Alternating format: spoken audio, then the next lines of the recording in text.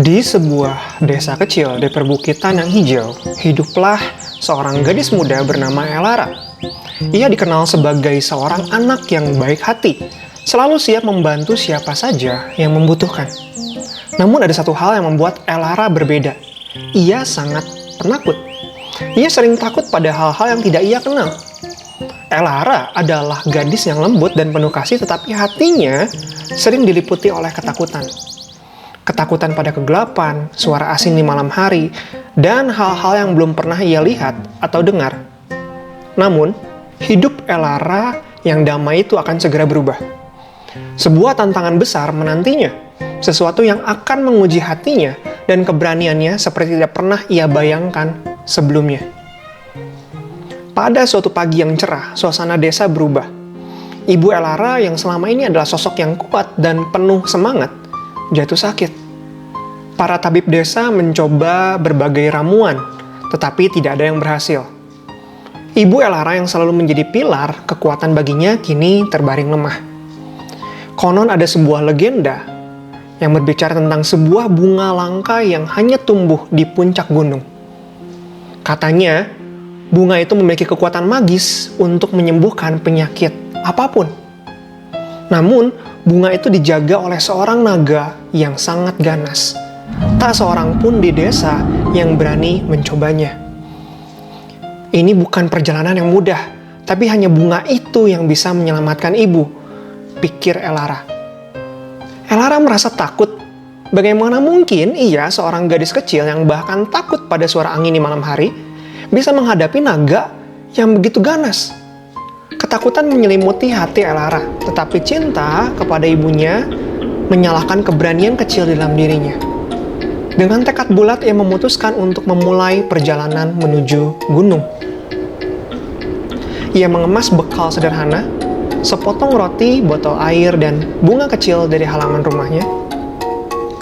Elara kemudian memulai perjalanannya melewati gunung yang licin dan terjal. Di sepanjang jalan, ia seringkali melihat ke bawah, dan ia merasa semakin takut karena ia sudah mendaki cukup tinggi. Tetapi ia terus mendaki. Langkah-langkah kecil Elara membawanya lebih jauh dari yang pernah ia bayangkan sebelumnya.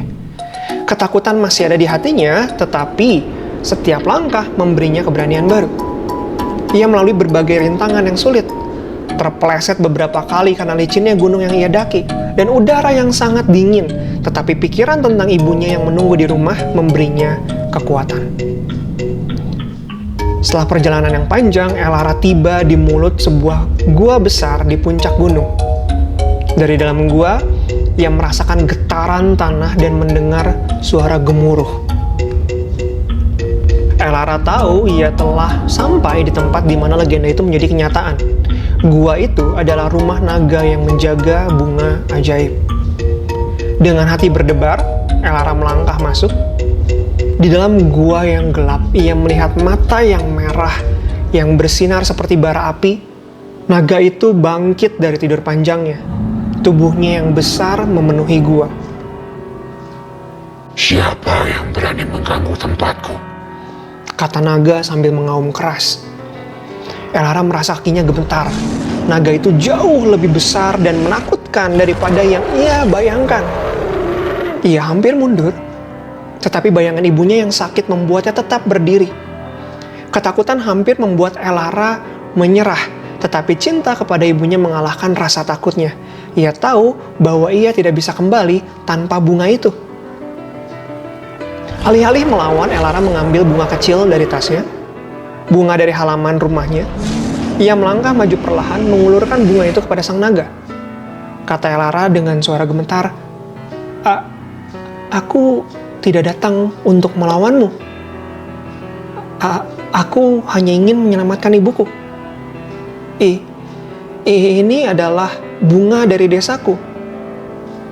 Untuk menunjukkan rasa hormatku kepadamu. Sang naga memandang Elara dengan mata tajam, lalu mendekat. Suasana hening, hanya terdengar suara nafas naga yang berat. Sang naga bisa merasakan keberanian dan ketulusan hati Elara. Ia tidak menyerang, melainkan memberikan ujian terakhir. Apakah Elara akan tetap berdiri meski berada di bawah ancaman ketakutannya atau tidak? Elara tidak mundur. Ia tetap berdiri meski tubuhnya gemetar. Setelah beberapa saat yang terasa seperti selamanya, naga itu mengangguk perlahan dan melangkah ke samping, memperlihatkan bunga ajaib yang bersinar di tengah gua.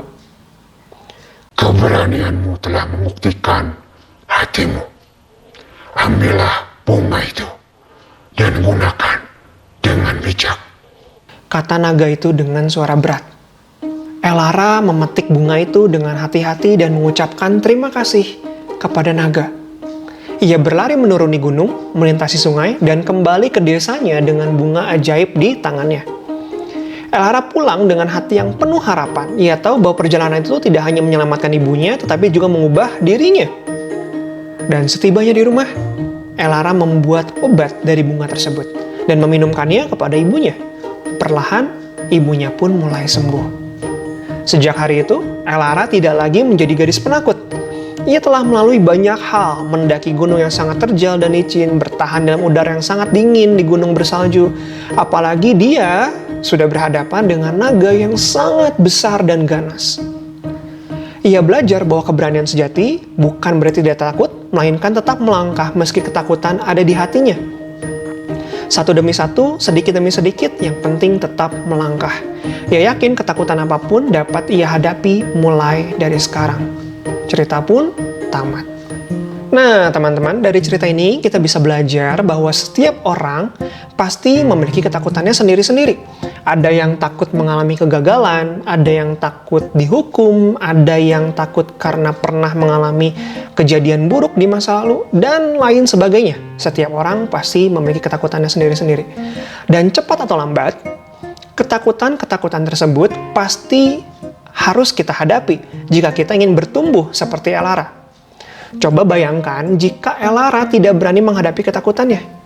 Maka ibunya tidak akan sembuh dan Elara tidak akan menjadi gadis yang memberani.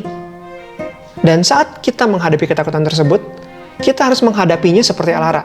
Sedikit demi sedikit, selangkah demi selangkah. Tapi pastikan kita tidak pernah menyerah. Nanti tanpa kamu sadari, kamu sudah bertumbuh jauh dari sebelumnya. Nah, kalau kamu gimana? Apa yang kamu dapatkan dari cerita ini? Yuk, tulis di komen. Dan di kolom deskripsi kita sudah memasukkan cerita-cerita menarik lainnya. Jadi kamu bisa klik dan tonton cerita menarik lainnya. Kalau kamu suka cerita ini, klik subscribe dan bunyikan lonceng notifikasinya supaya kamu nggak ketinggalan cerita-cerita menarik lainnya dari kami. Sampai jumpa di kisah seru berikutnya. Have fun!